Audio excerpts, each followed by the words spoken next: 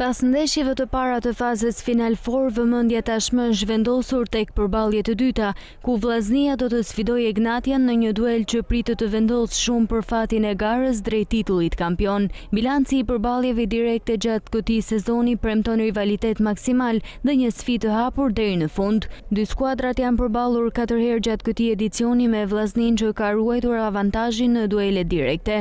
Shkodranët kanë marrë 2 fitore të rëndësishme në stadiumin Loro Boriçi, duke triumfuar 2-0 dhe 1-0, ndërsa dy sfidat e zhvilluara në Rogozhin janë mbyllur në barazim, fillimisht 0-0 dhe më pas në një duel spektakolar 2-2.